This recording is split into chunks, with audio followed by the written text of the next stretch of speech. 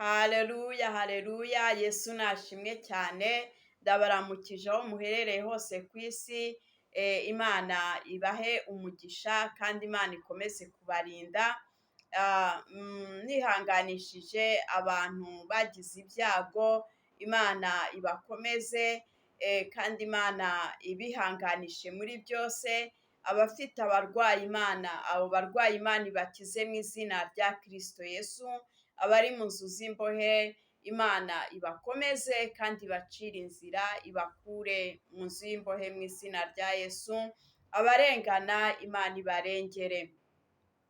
Imana yacu ni ishimwe rero, impaye umwanya wo kugira ngo tuganire ijambo ry'Imana. Ijambo ry'Imana ni umutsima utera imbaraga, ni indorerwamo twireberamo kugira ngo tubashe kumenya uko dukwiriye kugenda, cyane cyane abakristo. Yesu adufashe. Ni ijambo rikunda kugarura abantu, rikabasubizamo imbaraga, kuko ijambo ry'Imana ni ryiza kandi ijambo ry'Imana ni ingenzi. Yesu rero atugirire neza. Reka dusome ijambo ry'Imana dusanga mu gitabo ubutumwa bwa Yohana wa mbere, ibice 4 n'umurongo waho wa 7. Umutwe w'amagambo uravuga ngo Imana ni urukundo, gukunda Imana na bagenzi bacu. Murongo wa 7, bakundwa dukundane kuko urukundo ruva ku Mana. Umuntu wese ukunda yabyawe n'Imana kandi azi Imana. Udakunda ntazi Imana kuko Imana ari urukundo. Icyo ni cyo cyerekanye urukundo rw'Imana muri twe, ni uko Imana yatumye umwana wayo w'ikinege mu isi kugira ngo tubone uko tubeshwaho nawe.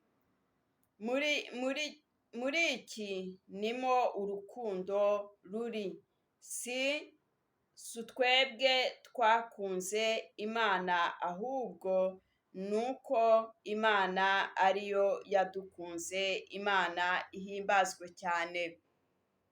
Bene data rero, nshuti z'Imana kandi bakundwa b'Umwami Yesu, ijambo ry'Imana rituziye kugira ngo ritwibutse ko dukwiriye gukundana.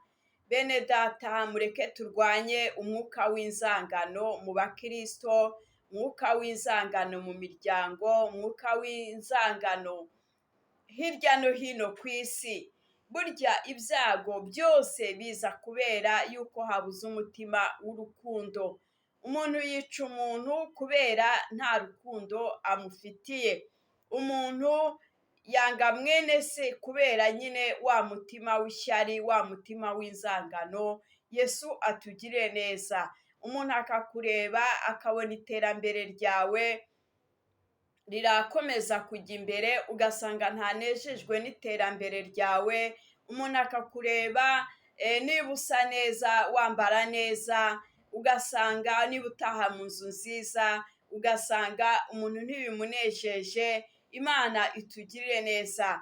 Bene data rero, nshuti z'Imana, turwanye umwuka w'inzangano mu izina rya Kristo Yesu. Dusabe Imana iduhereze urukundo, kuko Bibiliya iratubwiye ngo umuntu ukunda Imana yabyawe n'Imana, ariko udakunda mwene se ntaba akunda n'Imana kandi ntabwo aba azi Imana. Yesu adufashe. Bisigura ko aba ari igicibwa imbere y'Imana. Imana iturinde rero kuba ibicibwa mu nzu kwa data. Yesu atugirire neza. Tuzi neza yuko abantu bakiranuka kandi bubaha Imana bazabana na data iburyo bwiwe, bazicara iburyo bwa data. Imana ihimbazwe cyane. Haleluya. Turwanye umwuka w'inzangano hagati mu bagore n'abagabo. Turwanye umwuka w'inzangano mu bana n'ababyeyi. Turwanye umwuka w'inzangano mu bihugu, muri sosiyete hirya no hino. Yesu adufashe. Mu butegetsi abantu barwanye umwuka w'inzangano katika jina la Yesu Kristo wa Nazareti. Nureba mugenzi wawe umukunde, kuko niba uvuga kuza Imana, nezezwa n'uko mugenzi wawe ariho, nezezwa n'uko mugenzi wawe aguwe neza. Niba ubona ataguwe neza, musengere. Niba ubona ataguwe neza, afite ikibazo cy'inzara, musange umugaburire aho ushoboye kugera, kandi aho udashoboye kugera naho ufite icyo umuha, ohereza kuri M-Pesa, ohereza kuri Mobile Money, ohereza kuri Western Union. Imana itugirire neza, iterambere ryaraje. Mwene data rero, nshuti y'Imana, mukundwa, birashoboka ko Satani yakwambuye urukundo akoresheje ijambo mwene so yakuvuze, akoresheje icyago mugenzi wawe afite. Yesu atugirire neza, ukamureba, warangiza uti uyu nguyu ntacyo avuze mu buzima bwanjye, kandi warangiza ukajya kuririmba, warangiza ukajya kuvuga ubutumwa, warangiza ukamamaza Yesu Kristo mu kanwa kawe. Ariko ijambo ry'Imana ni umucamanza utabera. Ijambo ry'Imana ritwibukije yuko umuntu udakunda mwene se ntabwo aba akunda Imana. Reka nkubwire rero, waba uruhirizwa n'ubusa, ubiba inzangano, ugendana inzangano mu mutima wawe, waba urushywa n'ubusa, ijuru rirakinze kuri wowe. Banza usenge Imana, Imana wisabe imbabazi, wihane umwuka w'inzangano,